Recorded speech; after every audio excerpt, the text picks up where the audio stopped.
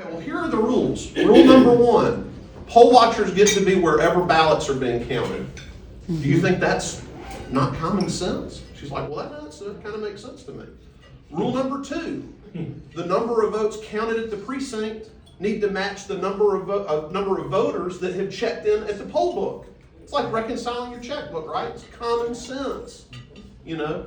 Number three, members of a local board of election should have the opportunity to ask questions and get information before they certify an election and say, yes, this is the official result of an election. Otherwise, why do we have local boards of election? Because they're just being asked to rubber stamp things mindlessly. So when you talk about these rules, the Democrats don't want to have that conversation because they're going to lose every single time. But they've, again, run to court to try to stop these things from being enforced because they don't want our poll watchers to be able to watch votes being counted, and they don't want to make sure that the number of voters equals the number of votes cast in a precinct. So the Georgia Republican Party has intervened on behalf of our state elections board to make sure that that position is strongly defended in court. Awesome. The last thing I want to address that's been making the rounds online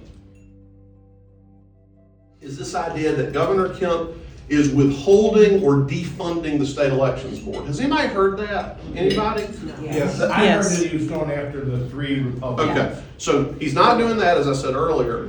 There was an extra appropriation for a website that the governor line item vetoed back in May. It's $25,000 for a website. There is a website where the rules are posted now.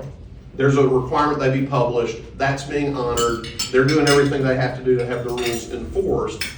The other appropriation, which is the same amount of money they had the year before, that was passed by the General Assembly. It was signed into law by the governor. The money's being made available. So no one, not the governor, not anybody else, is defunding the state elections board. And I will tell you that the same people who are saying these things are the people who are not contributing financially to allow us to intervene in case after case to defend the election integrity-minded majority of our state elections board. So we are doing really well.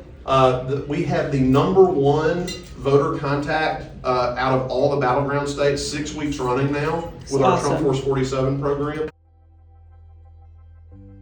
Over 5,000 people have been through the Protect the Vote program. Over 10,000 volunteers identified, recruited that are working. Over 500 lawyers recruited, identified, working in our election integrity program. So don't let anybody tell you that we're not doing every single thing we can to make sure that this election is successful so that candidates like John, like Sam, and like Courtney have a level playing field and have everything they need to be able to win.